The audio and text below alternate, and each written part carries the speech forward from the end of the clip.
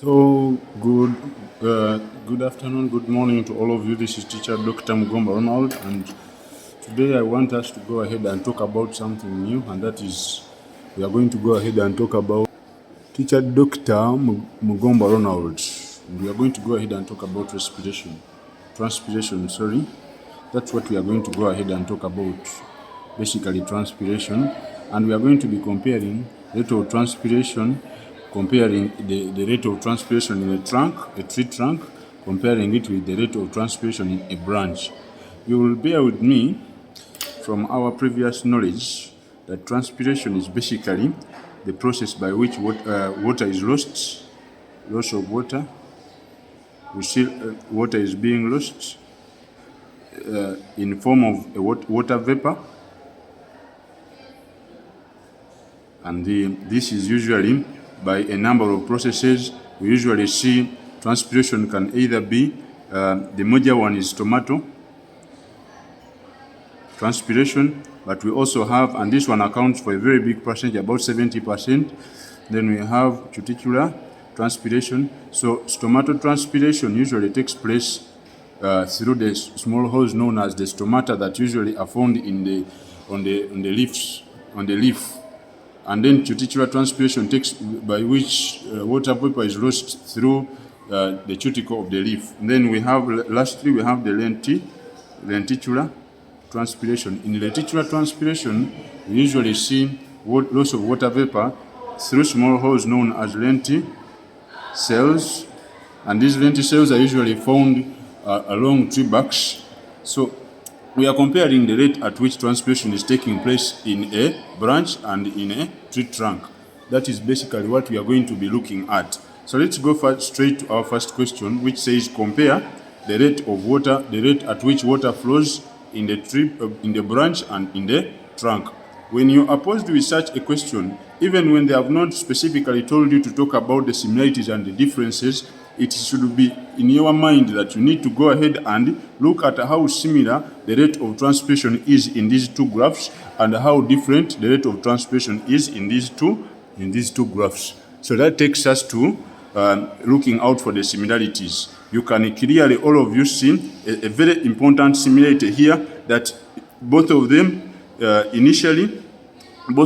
rate of transpiration is not zero, even when we are at 6 in the morning.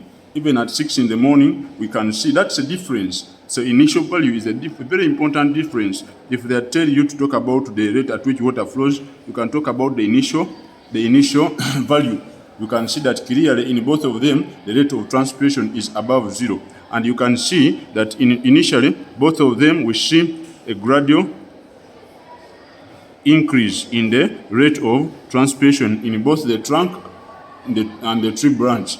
Then the other one you could spot out clearly is the fact that in both the rate of water flow, or the velocity of flow of water in both the branch and the tree trunk, you can clearly see that in both we attain a peak. So we can see a peak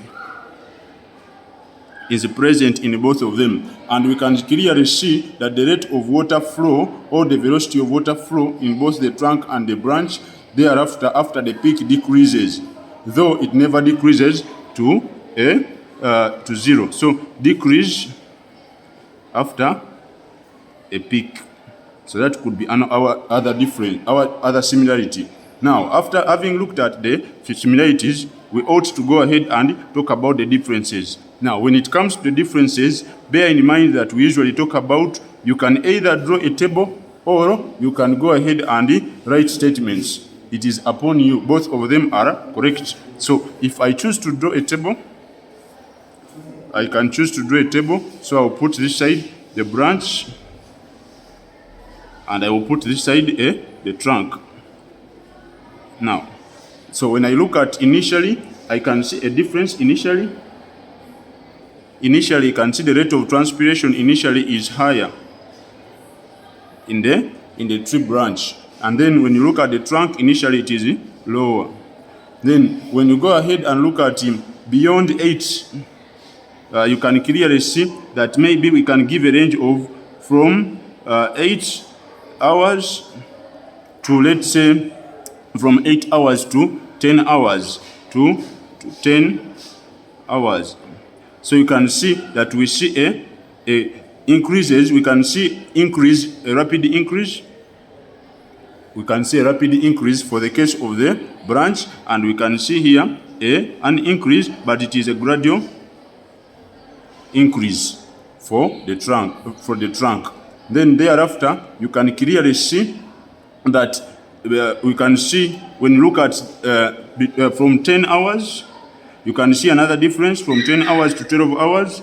You can clearly see that the rate of, we can see in the branch we are seeing a decrease, but in the trunk we are seeing an increase in the velocity at which water is flowing. And then we can see from 12 hours to, let's say, to 16 hours, you can clearly see that in the branch we are seeing the rate of water flow in the branch is decreasing rapidly.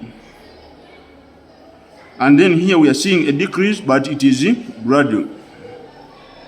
So those are some of the differences that we can spot out. You should always emphasize the ranges. You clearly state the range within which you are seeing a difference, and you clearly indicate the trend at which the difference is happening. So those are some of the differences. Now we go ahead and try to explain why is it that the rate of transpiration is higher in a tree branch as compared to the tree trunk. So you can clearly see that the branch has a higher rate of transpiration than the tree trunk. In case they tell you to explain the difference, you spot out one paramount difference and you go ahead and explain. For our case, we had about only about 3 marks for this question. So when we are explaining that takes us back to our physics, the laws of physics, and the process of capillarity.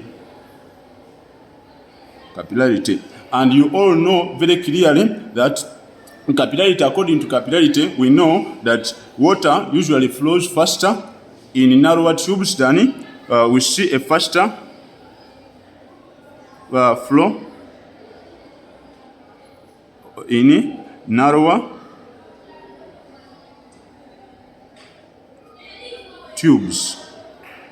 So we shall see the level reached by water. Let's say if this was a water bath and these were our capillary tubes, we can clearly see that the level which will be reached by the water will be higher in this narrower tube, and I've denoted it B, and it is standing for our branch, and it will be lesser in the trunk. Sorry.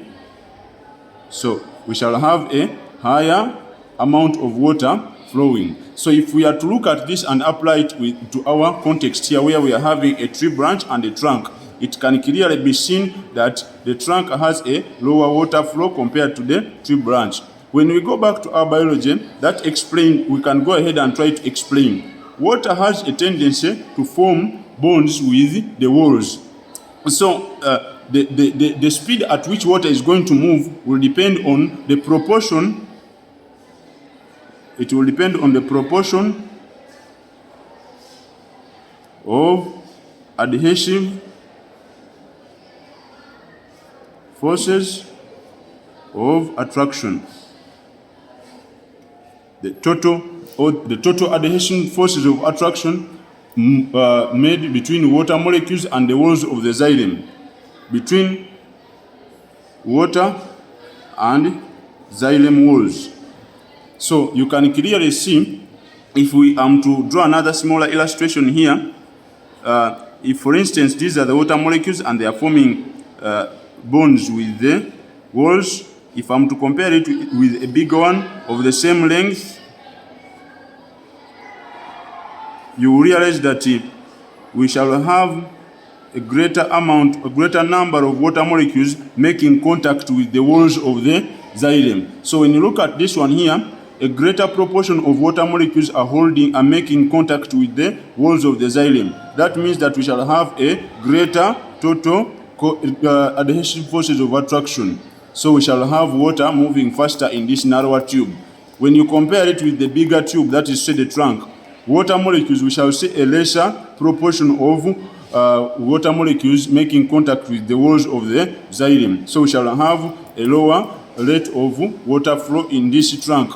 Now, that tries to explain our argument. So here you talk about the difference. After talking about the difference, you go ahead and tell us about capillarity, then you go ahead and tell us the proportion of adhesive forces of attraction between water molecules and the xylem will be higher in the small or the branches, and it will be lesser in the trunk. Now, when we go ahead and they tell you to make a conclusion about the mechanism by which water moves up the tree, now our conclusion will automatically be that water moves by, there is a proportion of the force that contributes to water moving up the stem. Capillary attraction or capillarity would be one of them. Though there are other forces that contribute to water moving up the stem, but in this context, we shall have capillarity as our major. Though we have other forces like cohesion, adhesion, force of attraction, tension, we also have transpiration pull, but in this context, we have capillarity is one of the forces. Now, when we go ahead and look at the properties that water properties that allow the ascent of water up the stem, now we have basically two properties. Water has a tendency to form bonds with the walls of the container in which it is placed, and that one is called adhesion. So water has a tendency to form adhesive forces of attraction with the xylem on which it is flowing.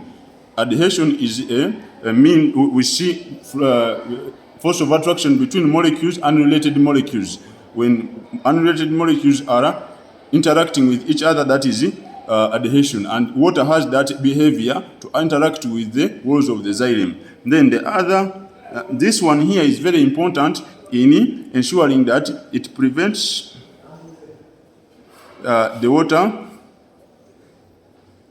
column from falling back. Then the second one is cohesion. Cohesion, forces of attraction. Now, cohesion, we see cohesion is force of attraction between like molecules. So when it is force of attraction between like molecules, like for instance, when water forms bonds with each other, with other water molecules, this is cohesional forces of attraction.